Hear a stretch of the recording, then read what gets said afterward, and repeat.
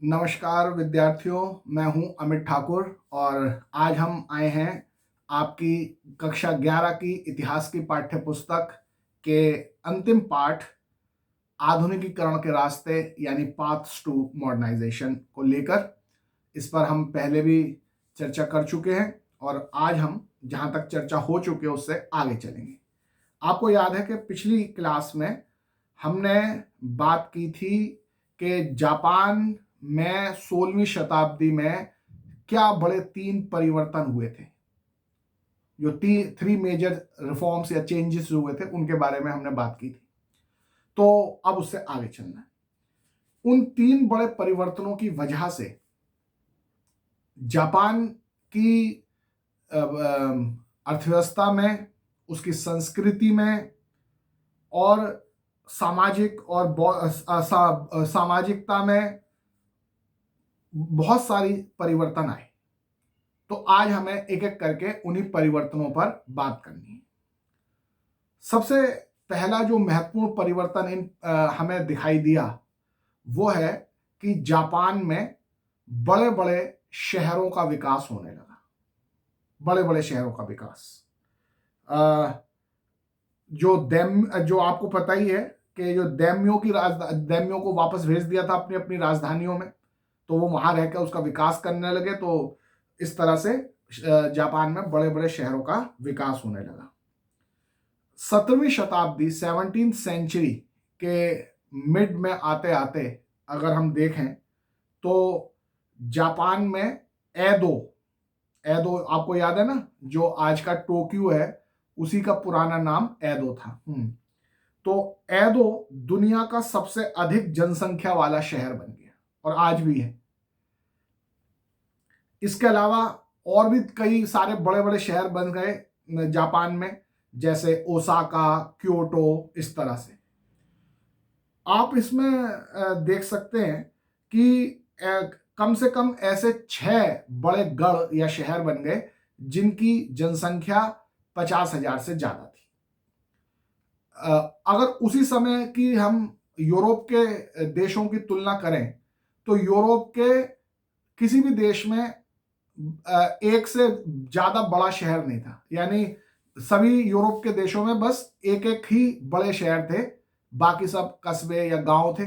लेकिन जापान उस समय आप देख रहे हो कि उसमें कम से कम 6 बड़े शहर स्थापित हो गए। तो ये एक महत्वपूर्ण परिवर्तन हमें दिखाई देता है जापान में 16वीं शताब्दी के बाद से 17वीं शताब्दी में आते हुए। अब जब शहर बस गए बड़े बड़े, तो इससे जो वाणिज्यिक यानी कमर्शियल अर्थव्यवस्था, कमर्शियल इकोनॉमी का विकास हुआ, वाणिज्यिक अर्थव्यवस्था का विकास हुआ। यानी व्यापार बढ़ गया, खूब सारे आपस में लेन देन होने लगे, इस तरह की गतिविधियां बढ़ गई, ट्रेड एक्सचेंज ये सब चीजें होने लगी। तो ये एक और महत्वपूर्ण परिवर्तन हमें दिखाई देता है जापान के जीवन में उस 16वीं शताब्दी के बाद। और वित्त और ऋण की प्रणालियां भी स्थापित होने लगी। वित्त यानी फाइनेंस, ऋण मतलब क्रेडिट, तो उधार लेन देन, फाइनेंस यानी रुपए पैसे, इन सब के नए नए सिस्टम विकसित होने लगे जो किसी बड़े अच्छी अर्थव्यवस्था में ही होते हैं। इस तरह से वहां पर ये सब चीजों का डेवलपमेंट होने लगा। तो ये परिवर्तन हमें जापान में दिखाई देने लगे। इसके अलावा ये आप चलते हैं, ये तो सब हमने देखा शहरों के बारे में और जो है ट्रेड एंड एक्सचेंज के बारे में, है ना, इस तरह की बातों के बारे में देखा। अब हम देखना चाहते हैं कि जापान के कल्चर में, संस्कृति में क्या परिवर्तन हुए। तो एक नए प्रकार की संस्कृति जन्म लेने लगी जापान में 16वीं और 17वीं शताब्दी के दौरान। इस संस्कृति क्या विशेषताएं थी, क्या क्या होता था इस संस्कृति में। तो अब व्यक्ति के गुण उसके पद से अधिक मूल्यवान समझे जाने लगे। यानी कोई ऊंची पोस्ट पर है, ये इंपॉर्टेंट नहीं है वो कितना गुणवान है, जैसे वो कितना पढ़ा लिखा है, वो कितना सभ्य है, वो कितना अच्छा कलाकार है, इसको अब ज्यादा महत्व मिलने लगा बजाय उसकी पोस्ट के। तो ये एक बहुत बड़ा चेंज था जापान के कल्चर में 16वीं शताब्दी के बाद से। इसके अलावा हम देखते हैं शहरों में जीवंत, जहां तेजी से बढ़ते व्यापारी वर्ग ने नाटक और कलाओं को प्रोत्साहन दिया। तो जो पैसे वाले बन गए थे ट्रेडर्स, अब वो अपने मनोरंजन के लिए किस चीज को बढ़ावा देने लगे? नाटकों को, कलाओं को। तो एक लाइवली कल्चर, एक जीवंत संस्कृति हमें वहां पर दिखाई देने लगी। और लोगों को पढ़ने का शौक भी बहुत हो गया जापान में। ये भी वहां की संस्कृति की एक खास बात निकल कर आई कि वहां के लोगों को पढ़ने का शौक हो गया। तो इसका मतलब बहुत सारी किताबें बिकने लगी। तो जो टैलेंटेड राइटर्स थे, जो होनहार लेखक थे, अब उन्हें कोई और काम करने की जरूरत नहीं थी। बस वो किताबें लिख लिख कर ही अपना जीविका चला सकते थे, क्योंकि उनकी किताबें इतनी बिक जाती थी कि उन्हें पर्याप्त पैसे मिल जाते थे, जिससे उन्हें कोई और दूसरा नौकरी या रोजगार करने की जरूरत नहीं थी। अब वो 24 घंटे लिखने का ही काम कर सकते थे, उनके इतनी किताबें बिकने लगी। ये भी एक बहुत इंपॉर्टेंट कल्चरल चेंज हमें जापान का दिखाई देता है।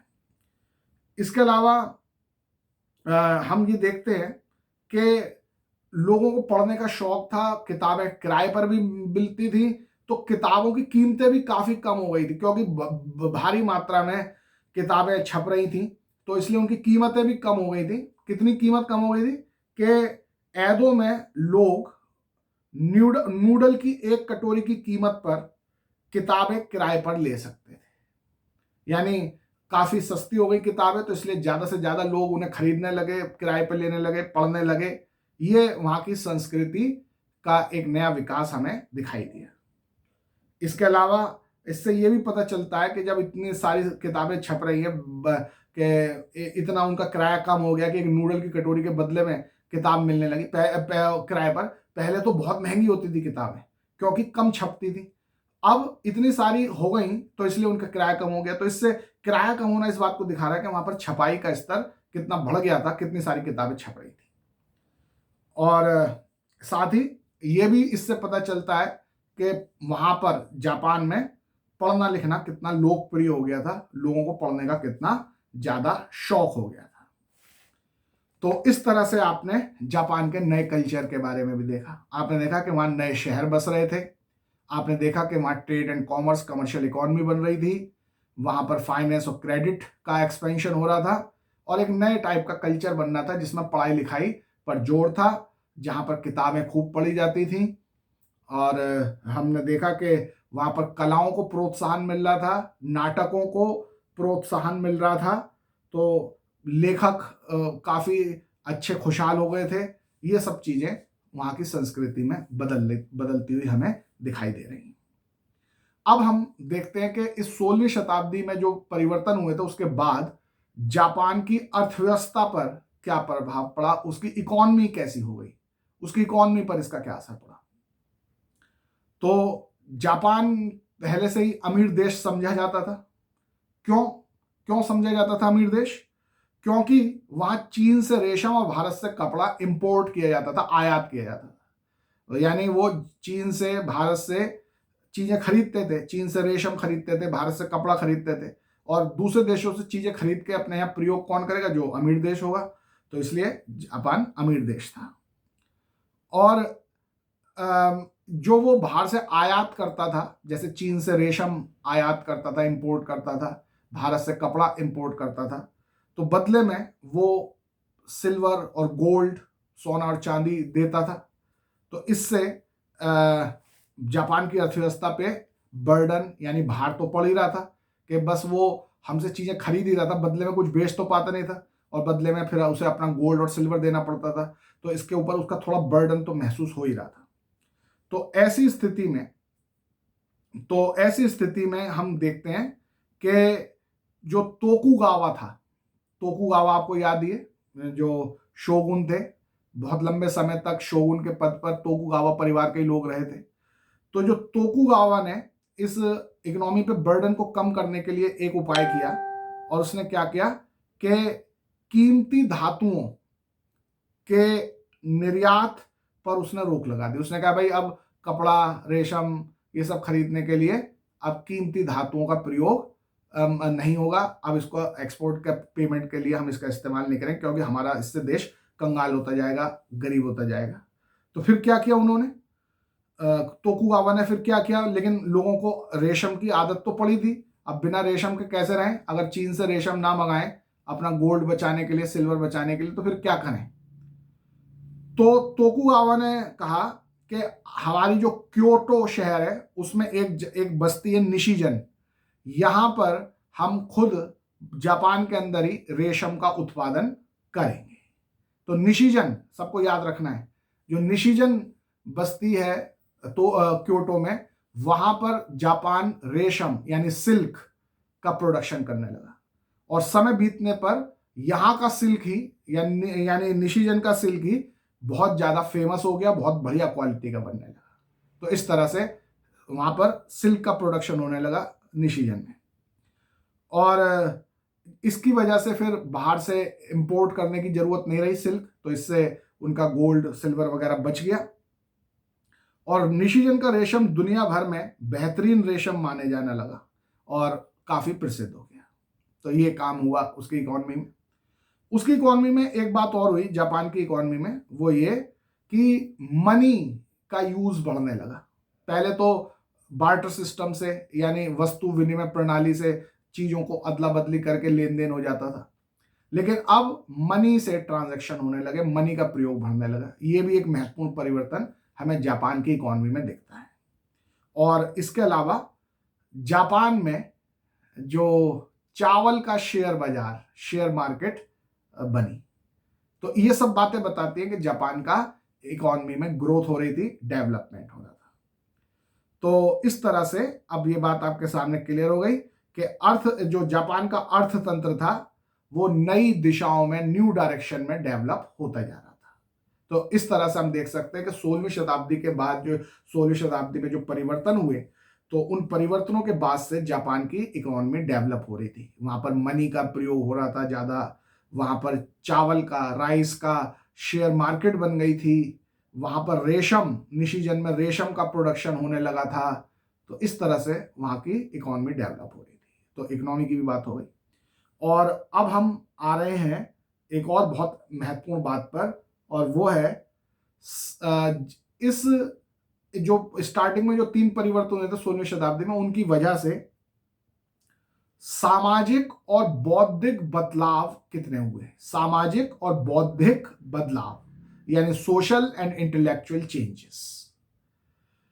एक बहुत महत्वपूर्ण सोशल और इंटेलेक्चुअल चेंजेस जो है हमें ये देखने को मिलते हैं, वो ये हैं कि जापान, आपको याद है ना कि जापान की संस्कृति पर चीन की कल्चर का बहुत इन्फ्लुएंस था, लेकिन जब जापान डेवलप होने लगा तो वहां के लोगों को ये लोगों के मन में ये क्वेश्चन आने लगा कि क्या हम हमेशा से चीन की संस्कृति का ही पालन करते रहेंगे, केवल उसी पे आश्रित रहेंगे, या अपनी जो ओरिजिनल कल्चर है उसको भी खोजेंगे। क्योंकि हमारा जो कल्चर है, जापान का कल्चर जो है, वो चीन से भी पहले का है, तो हमें अपने ओरिजिनल कल्चर पर लौटना चाहिए, चीन के प्रभाव से मुक्त होना चाहिए और अपने ओरिजिनल कल्चर को ढूंढ के उसको वैल्यू करना चाहिए, उसका सम्मान करना चाहिए, उसको अपनाना चाहिए।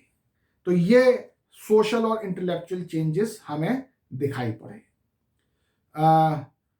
जो जापान के विद्वान थे उन्होंने ये तर्क देना शुरू किया कि जापानी होने का सार चीन के संपर्क में आने से बहुत पहले का है। चीन की जो संस्कृति का प्रभाव आज हमें जापान पर दिख रहा है, वो कहते हैं जापान के विद्वान, तो ये तो बाद में आया है। जापान की संस्कृति, जापान का कल्चर तो उससे भी बहुत पहले का है, हमें उस ओरिजिनल कल्चर पे वापस लौटना है। तो ये सब चीजें उन्हें कहां से पता चली, कहां से इन्फ्लुएंस मिल रहा था कि हमारा कल्चर बहुत पुराना है, हमें वहीं पर लौटना है। तो यह सार की कहानी जैसे उच्च प्राचीन साहित्य में और जापान की उत्पत्ति की पौराणिक कथाओं में देखा जा सकता है। जापान में जो माइथोलॉजिकल स्टोरीज चल रही थी और जो बहुत उसका एंशियंट लिटरेचर था, उन सब को ढूंढ ढूंढ के लोगों ने जापान के ओरिजिनल कल्चर, एंशियंट कल्चर को ढूंढ कर निकालना शुरू किया और ये कोशिश की कि लोग, जापानी लोग अपने ओरिजिनल कल्चर पे वापस आ जाए। तो पुराने लिटरेचर और जो माइथोलॉजिकल स्टोरीज थी, पौराणिक कहानियां थी, उनसे उन्होंने अपना पुराना कल्चर ढूंढ के निकाला और उसको अपनाना शुरू किया, उसको यूज करने में, उसके अनुसार अपने को ढालने में वो गौरव महसूस करने लगे। ये चेंज आया सोशल एंड इंटेलेक्चुअल चेंज। ये जो मिथकीय कहानियां थी, ये जो माइथोलॉजिकल स्टोरीज थी जापान के प्राचीन कल्चर की, वो बताती हैं कि जो जापान के द्वीप हैं, इन द्वीपों को भगवान ने स्वयं बनाया था और सम्राट जो है वो सीधा सूर्य देवी के उत्तराधिकारी थे, यानी वो सूर्य के वंश के सम्राट है। जो सम्राट है वो सूर्य के वंश के लोग हैं, यानी देवता के पुत्र हैं। और ये जो जापान के जो द्वीप हैं, इन्हें भगवान ने स्वयं अपने हाथों से बनाया, यानी बड़ा पवित्र भूमि है और हमारा जो राजा है वो स्वयं देवता है। ऐसी प्राचीन साहित्य, जो प्राचीन संस्कृति को निकालकर उन्होंने अपनाना शुरू किया और इससे उनमें अपने नेशनल सेल्फ रेस्पेक्ट, राष्ट्रीय स्वाभिमान की भावना पैदा होने लगी। तो ये सब चीजें हमने देखी कि जो 16वीं शताब्दी में जो 3 परिवर्तन हुए थे, उसके बाद जापान में ये सब चेंज हुए। क्या हुए? नंबर 1, नए और बड़े शहरों का विकास होने लगा। Number 2, commercial economy, trade and commerce, इन सब का विकास होने लगा। नंबर 3, नई संस्कृति, नया कल्चर आने लगा, जिसमें पढ़ने लिखने को ज्यादा महत्व दिया जाने लगा, कलाओं नाटकों को ज्यादा महत्व दिया जाने लगा, ये सब होने लगा। और उसके बाद इकोनॉमी डेवलप होने लगी जापान की, रेशम का, सिल्क का प्रोडक्शन होने लगा, मनी का ज्यादा यूज होने लगा, चावल का शेयर बाजार बन गया, ये सब चीजें होने लगी। और फिर सोशल एंड इंटेलेक्चुअल चेंजेस में क्या हुआ कि जो जापान के जो एंशियंट कल्चर था, उसे माइथोलॉजिकल स्टोरीज से और एंशियंट लिटरेचर से ढूंढ के निकाला गया और उसके अनुसार जापानी लोग अपने को ढालने लगे, जिससे उनमें सेल्फ रेस्पेक्ट की भावना आई। अब वो चीन के प्रभाव से अपने आप को, चीन जो उनकी संस्कृति पे चीन का प्रभाव था, उससे वो अपने आप को मुक्त करने लगे और अपने एंशियंट जैपनीज कल्चर के अनुसार अपने को ढालने लगे, उससे उनका सेल्फ रेस्पेक्ट आया। तो जैसा भी मैंने बताया ना कि वो पुरानी अपनी जो संस्कृति है वो कहां से ला रहे, माइथोलॉजिकल स्टोरीज से ला रहे थे। तो ऐसी एक माइथोलॉजिकल स्टोरी है गेंजी, स्टोरी ऑफ गेंजी, जो आपके पेज नंबर 235 पर ही है बॉक्स में। तो आप उसको जरूर पढ़ें अपने बॉक्स में। गेंजी की स्टोरी जो एक माइथोलॉजिकल स्टोरी है, जिसमें बताया गया है कि जापान का प्राचीन इतिहास कैसा था, उसके बारे में आप पढ़ें। और साथ ही इसी 235 पेज पर साइड में एक आपको नोट दे रखा है निशिजन के बारे में, यानी वही सेंटर जापान का जो क्योतो में था, एक बस्ती जहां पर सिल्क का प्रोडक्शन जापान में होने लगा और धीरे धीरे इतना बढ़िया प्रोडक्शन होने लगा वहां सिल्क का कि दुनिया भर में वो फेमस हो गया, निशिजन का सिल्क। तो यहां तक की बात हमने अपने आपस में चर्चा के द्वारा पता लगाई। तो ये जापान की इतिहास के बारे में ये पहली बातें थी।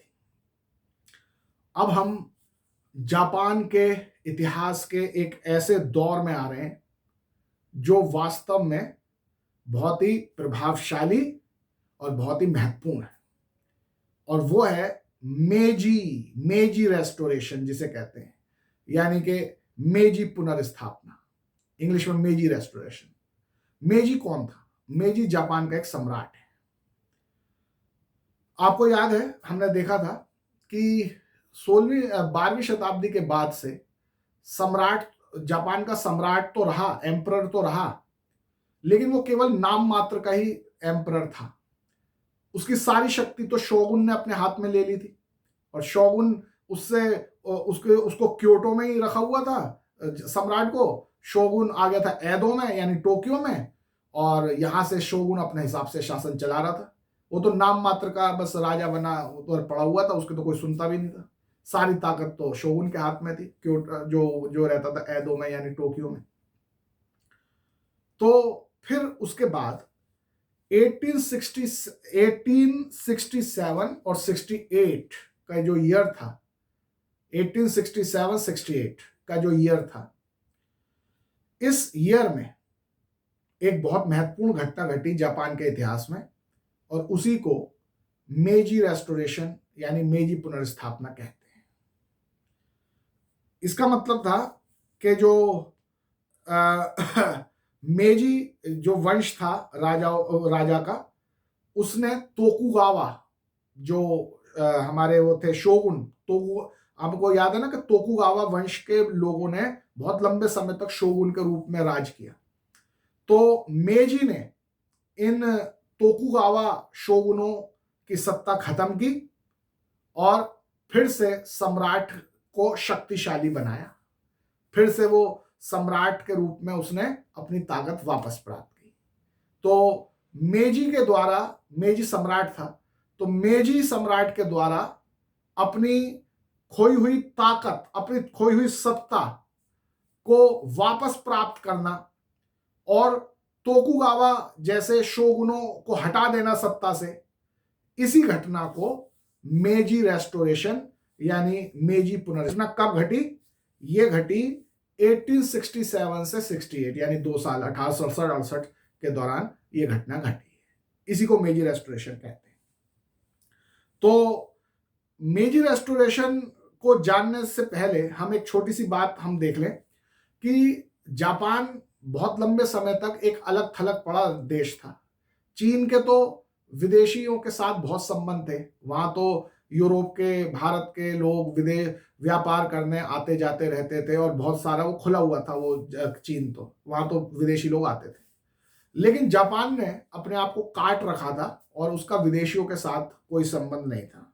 उसका बस ले देकर एक ही विदेशी देश था, उसी के साथ व्यापार होता था और वो था हॉलैंड। बाकी वो अलग थलग पड़ा रहता था, उसका दूसरे देशों के साथ कोई संबंध नहीं था जापान का।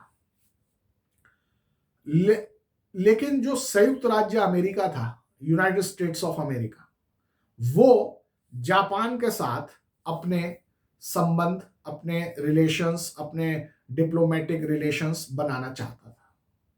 तो ये सवाल आता है कि भाई आखिर यूएसए अपने जापान के साथ अपने डिप्लोमेटिक रिलेशन क्यों बनाना चाहता था? उसे अलग थलग पड़ा हुआ रहने क्यों नहीं देना चाहता था? उससे जबरदस्ती क्यों मिलना चाहता था? इसके कई कारण थे। इसमें पहला कारण तो यह था कि यूएसए का व्यापार चीन के साथ होता था, तो उसके जहाज चीन जाते थे, तो रास्ते में जापान पड़ता था, तो उन्हें चीन के बाजार पर कब्जा करने के लिए जापान के एक बेस की जरूरत थी। इसलिए वो चाहते थे कि जापान के साथ हमारा कांटेक्ट हो जाए, हमारे रिलेशन बन जाए, डिप्लोमेटिक रिलेशन शुरू हो जाए। और दूसरा, जब इतने लंबे दूरी से यूएसए से पानी के जहाज वहां पर जापान तक जाते थे, चीन तक जाते थे, तो रास्ते में उन्हें तेल यानी ईंधन की जरूरत पड़ती थी। तो वो ईंधन उन्हें जापान से मिल सकता था क्योंकि रास्ते में था वो जापान, तो इसलिए भी वो चाहते थे कि जापान से उनके डिप्लोमेटिक रिलेशन हो जाए, उससे लेन देन होने लगे। तो इसी बात के लिए, इसी बात को बढ़ावा देने के लिए अमेरिका ने अपने एक नौसेना अधिकारी, अपने नेवल ऑफिसर कॉमोडोर पेरी को भेजा जापान में, और जापान में आके उसने वहां के शासकों को इस बात के लिए डराया धमकाया और मजबूर किया कि वो यूएसए के साथ अपने diplomatic relation, commercial relation establish कर ले। तो इसलिए ये क्वेश्चन आता है कि भाई अमेरिका जापान के साथ डिप्लोमेटिक रिलेशन, कूटनीतिक संबंध, व्यापारिक संबंध, ट्रेड रिलेशन क्यों बनाना चाहता था? तो वो अब हमारे सामने क्लियर हो गया। तो ये जानने के बाद अब एक बहुत महत्वपूर्ण क्वेश्चन आता है कि मेजी रेस्टोरेशन किस प्रकार हुई, यानी मेजी पुनर्स्थापना किस प्रकार हुई, या इसी में एक क्वेश्चन मिलाकर पूछ सकते हैं कि मेजी पुनर्स्थापना, मेजी रेस्टोरेशन के क्या कारण थे? तो पहले तो कारण बताओ, रीजन बताओ कि क्यों हुआ मेजी रेस्टोरेशन, और फिर बताओ कि पूरी घटना कि भाई कैसे कैसे हुआ, क्या क्या हुआ जिसके दौरान तोकुगावा की सत्ता हटा दी गई और मेजी एम्परर के तौर पे गद्दी पर स्थापित हो गया। तो इसके कारण हम देखते हैं। 1867-68 में मेजी वंश के नेतृत्व में तोकुगावा वंश का शासन तो समाप्त कर दिया गया और मेजी जो है राजवंश सत्ता में आ गया, वो सम्राट बन गया। तो मेजियों की पुनर्स्थापना, उनके मेजी रेस्टोरेशन के कई कारण थे। कौन कौन से कारण थे? नंबर 1, पूरे जापान में तरह तरह का असंतोष, डिसकंटेंटमेंट था। लोग असंतुष्ट थे जो तोकुगावा के शासन से, जो शोगुन थे उनके शासन से लोग असंतुष्ट थे। और चाहते थे कि इसका शासन हट जाए, तो उसका शासन हटेगा तो निश्चित रूप से फिर अपने जो पुराना राजा है उसी को देंगे वो। तो इसीलिए मेजी रेस्टोरेशन हुआ, क्योंकि लोग शोगुन के शासन से नाराज थे, तोकुगावा के शासन से नाराज थे। एक कारण तो ये था। और दूसरा कारण जो था कि अब लोग चाहते थे कि अंतर्राष्ट्रीय व्यापार व कूटनीतिक संबंधों को स्थापित किया जाए दूसरे देशों के साथ, लेकिन तोकुगावा इसका मना करता था, वो नहीं होने देता था बाहर के दूसरे देशों के साथ संबंध। इसलिए भी लोग उसे हटा के जो है वो चाहते थे कि यहाँ पर आ जाए जो पुराना राजा। और जो खासकर अब तीसरा जो कारण है वो सबसे ज्यादा निर्णायक सिद्ध हुआ, और वो था अमेरिका का कारण। हमने देखा ही था कि अमेरिका भी चाहता था कि उसके जापान के साथ डिप्लोमेटिक कमर्शियल ट्रेड वाले रिलेशन हो जाएं, और तोकुगावा ऐसा होने नहीं दे रहे थे। तो उसने भी पूरी कोशिश करके तोकुगावा को हटाया और मेजी को सत्ता में आने का मौका दिया। तो 1853 में 1853 में, आपको याद है 1853 की एक ये जो तारीख है वो हमारे लिए वैसे भी महत्वपूर्ण भारत के लिए। उसी साल भारत में पहली रेलवे चली थी, याद है ना, ठाणे से मुंबई पहली रेलवे चली थी 1853 में। तो ये उसी साल की बात है। तो 1853 में अमेरिका ने कोमोडोर मैथ्यू पेरी को जापानी सरकार से एक समझौते पर हस्ताक्षर करने की मांग के साथ जापान भेजा, जिसमें जापान ने अमेरिका के साथ राजनयिक और व्यापारिक संबंध बनाए। तो कोमोडोर पेरी ने डरा धमकाकर जापान के शासकों को मजबूर कर लिया कि वो अमेरिका के साथ कमर्शियल और ट्रेड के रिलेशन और डिप्लोमेटिक रिलेशन बना ले।